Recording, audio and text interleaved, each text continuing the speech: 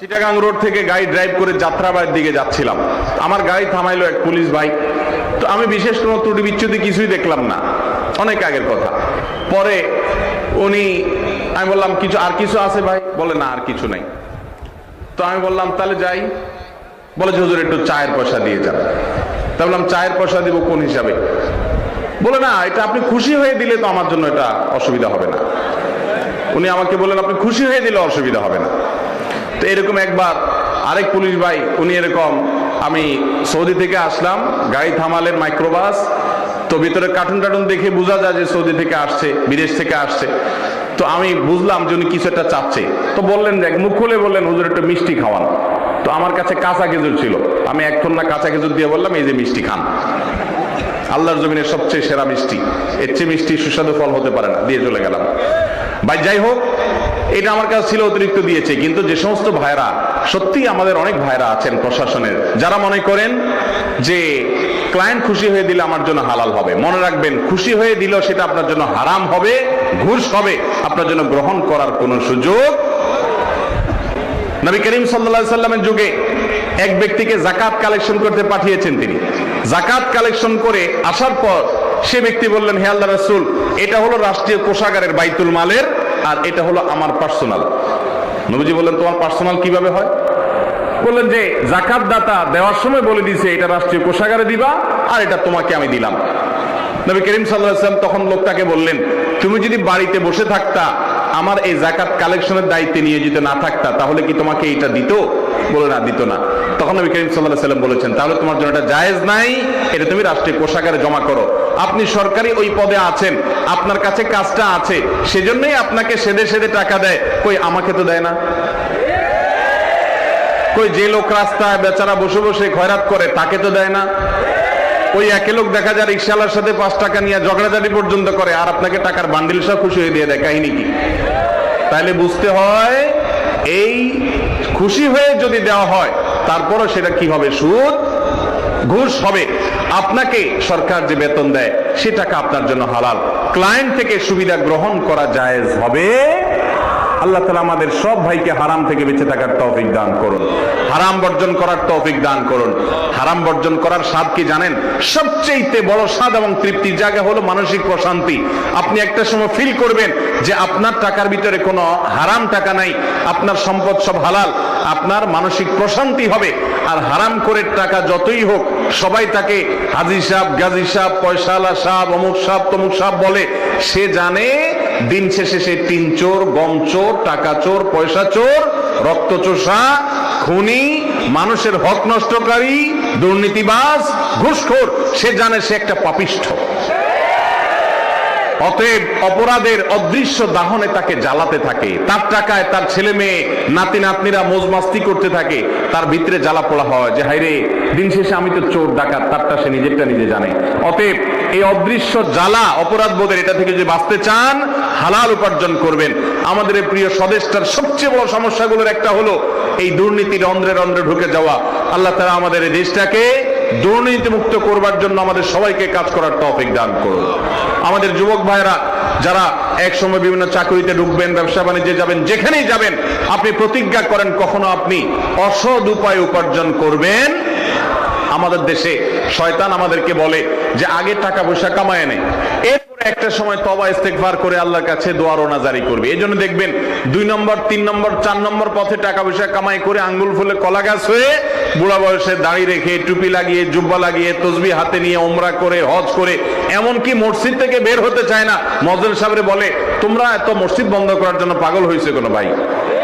ইবাদত করতে দিবা না মানুষকে, অথচ সারা জীবন মানুষের হক মেরে এসেছেন।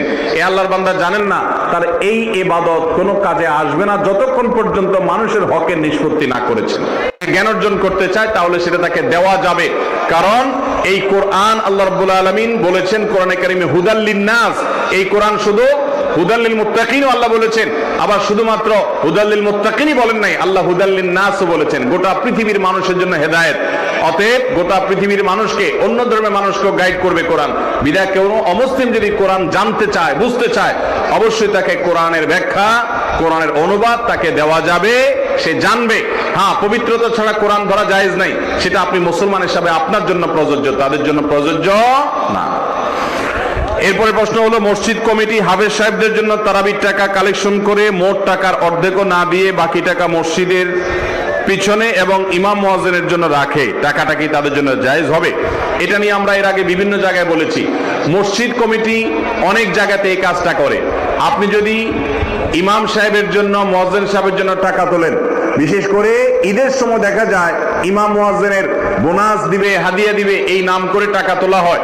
টাকা উঠলো 20,000, ইমাম মুয়াজ্জিনকে 10,000 ভাগ করে দিয়ে বাকিটা মসজিদ ফান্ডে রাখা হয়েছে। এটা কোনো অবস্থাতে জায়েজ নাই। নসল ওয়াকিফে কানাসিস শারিয়া, দাতা যে জন্য দিবে সেই খাতেই খরচ করতে হবে, অন্য খাতে খরচ করলে সেটা জায়েজ হবে না, অতএব গুনাহ হবে যদি এরকম কোন কমিটির লোকজন মানুষ থেকে এক কথা বলে টাকা নেন, অন্য খাতে যদি খরচ করেন। তবে হ্যাঁ, যে খাতে নিয়েছেন সে খাতে খরচ করার পর কিছু খুচরা রয়ে গেছে বা এই খাতে আর খরচ করার সুযোগ নেই, নির্মাণ ফান্ডে নিয়েছেন, নির্মাণ কাজ শেষ, অতিরিক্ত আছে, এটা আপনি জেনারেল ফান্ডে নিয়ে নিলেন, এতটুকু জায়েজ হতে পারে। কিন্তু আপনি ইন্টেনশনালি এক খাতের কথা বলে অন্য খাতে নিলেন বা ইমাম মুয়াজ্জিনের কথা বলে সেটা মসজিদের নির্মাণ কাজে ব্যয় করলেন, এটা জায়েজ হতে পারে না। এরপরে প্রশ্ন হলো, বর্তমানে বাসায় বিভিন্ন দিনে বিষয়ে আলোচনা করা হলে তারা তা মানতে চায় না, তাদের দলিল হলো অমুক তো করে না, এক্ষেত্রে পরিবারকে কিভাবে দাওয়াত দিব? খুবই দরকারি একটি প্রশ্ন। আমাদের অনেক যুবক ভাইরা আছেন যারা দিনের পথে চলতে চান, হারাম হালাল মেনটেন করতে চান, মাহরাম মেনটেন করতে চান, অন্যায় এবং গুনাহ ছাড়তে চান, কিন্তু পরিবার থেকে, সমাজের লোকজন, তাদের পক্ষ থেকে বলা হয় যে আরে এত কিছু মেনে পারা যায়, অমুকে তো এটা বলছে না, কই তমুকে তো এটা করছে না, তুই কোত্থেকে পাইছস, এই টাইপের কথা বলা হয় কি হয় না? এই কথা প্রতিনিয়ত আমাদের এক শ্রেণীর যুবক ভাইদেরকে বলা হয়। যে সমস্ত পরিবার এরকম কথা বলে বা যেসব ভাইরা এই সমস্ত কথা বলে, তাদেরকে আল্লাহর ওয়াস্তে বুঝাবেন যে দিন হলো পরিপূর্ণ সারেন্ডার করার নাম, দিন হলো পরিপূর্ণ আত্মসমর্পণ করার নাম, দিন হলো পরিপূর্ণভাবে নিজেকে আল্লাহর কাছে সমর্পণ করার নাম। অতএব সেটা করতে হবে। কে কি করেছে, কে কি করে নাই, এটা যদি আমার দেখার বিষয় হয়, তাহলে পৃথিবীতে আমি আর ভালো থাকতে পারবো না। আল্লাহ কোরআনে কারিমে বলেছেন, ওয়ালা তুতি আকসারা মান ফিল আরদি ইউদিল্লুক, তুমি যদি পৃথিবীর বেশিরভাগ মানুষ কি করে সেদিকে তাকাও, তাহলে তারা তোমাকে পথ হারা করে দিবে। অতএব কে কি করেছে, বেশিরভাগ লোক কি করেছে, এটা আমি দেখবো না, আমি দেখবো কোরআন এবং হাদিসে কি আছে, আমি সেটাকে অনুসরণ করবো। তাদেরকে বুঝাতে হবে, ওলামা ইকরামের কাছে নিতে হবে, কোরআন হাদিসের জ্ঞান তাদেরকে দিতে হবে। ইনশাআল্লাহ তারা এই সমস্ত ফিতনা থেকে তখন বাঁচতে পারবেন। আল্লাহ হেফাজত করুন এবং হেদায়েত দান করুন। আমাদের এলাকায় প্রতি বৃহস্পতিবার এশারের আজান 7 বার দেয়, 7 আজান দেওয়া যাবে কিনা? মসজিদ কমিটির কাছে 7 আজান সম্পর্কে জানতে চাইলে তারা বলেন, অনেক আগে একজন পীর সাহেব এই আজানের কথা বলে গেছে, তাই তারা পীর সাহেবের কথা অনুযায়ী 7 আজান দেন। মূলত বিষয়টা জায়েজ কিনা? দেখুন, আজান প্রত্যেক নামাজের জন্য একবার দিতে হবে। কয়বার দিতে হবে? শুধু জুমার আজান 2 বার। জুমার আজান এটা দ্বিতীয়বার দেওয়া নবী করিম সাল্লাল্লাহু আলাইহি সাল্লাম থেকে আসছে, আর প্রথম আজান ওসমান গনি রাদিয়াল্লাহু তাআলা আনহুর সময়কাল থেকে সকল সাহাবীদের ঐক্যমতে এটি সংযোজিত হয়েছে। এখন কথা হলো, সাহাবী বা খুলাফা রাশিদরা কি সংযোজন করার এখতিয়ার রাখেন? উত্তর হলো হ্যাঁ, ব্যাখ্যামূলক এই জাতীয় বিষয় সংযোজন এখতিয়ার রাখেন। নবীজি সাল্লাল্লাহু আলাইহি সাল্লাম বলেছেন, আমার পরে আবু বকর, ওমর, ওসমানকে তোমরা অনুসরণ করবে, খুলাফা রাশিদের সুন্নাত মেনে চলবে। আলাইকুম বিসুন্নতি ওয়া সুন্নাতুল খুলাফায়ে রাশিদিন। নবীজি বলেছেন, আমার সুন্নাত তোমরা মেনে চলবে এবং খুলাফায়ে রাশিদের সুন্নাতকেও তোমরা আঁকড়ে ধরবে, মেনে চলবে। অতএব খুলাফায়ে রাশিদের সুন্নাতকে অস্বীকার করা যাবে? কিন্তু তাই বলে কোন ওয়াক্তের নামাজের আজান 7 বার যদি কোনো পীর সাহেব দিতে বলে, এই পীর সাহেব ভণ্ড হওয়ার ব্যাপারে কোনো সন্দেহ? কোন পীর সাহেবের এখতিয়ার নাই আজান কয়বার দিবে ঠিক করে দিবে। এই আজান নবী করিম সাল্লাল্লাহু আলাইহি সাল্লাম প্রবর্তন করেছেন, তিনি আল্লাহর নির্দেশে নির্দেশনা জারি করেছেন। আজানের পদ্ধতি দিতে হবে নবী সাল্লাল্লাহু আলাইহি সাল্লাম থেকে, পীর সাহেব থেকে না। আমাদের দেশে অনেকে আছে পীর সাহেবকে আল্লাহ এবং রাসূলের পর্যায়ে বসায় ফেলছে।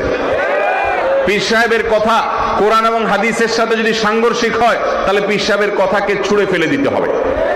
আমরা সবাই উম্মত হলাম মুহাম্মদ সাল্লাল্লাহু আলাইহি সাল্লামের, কোন পীর সাহেবের উম্মত।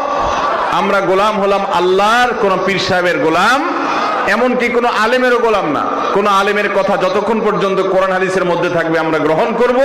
কোরআন হাদিসের সাথে সরাসরি কন্ট্রাডিক্টরি যদি কোনো কথা তিনি বলেন তো সেটা আমরা অবশ্যই প্রত্যাখ্যান করব, গ্রহণ করব না। আমাদের আয়েশা বলেছেন, নবী করিম সাল্লাল্লাহু আলাইহি ওয়াসাল্লাম বলেছেন, মান আহদাসা ফি আমরিনা হাযা মা লাইসা মিনহু ফাহুয়া রাদ। যে ব্যক্তি আমাদের দ্বীনের মধ্যে নতুন কিছু সংযোজন করবে সেটা প্রত্যাখ্যানযোগ্য হবে। অতএব ইশারার আযান 7 বার দিতে হবে, এটা নতুন কিছু সংযোজন, এটা প্রত্যাখ্যানযোগ্য, বাতিল।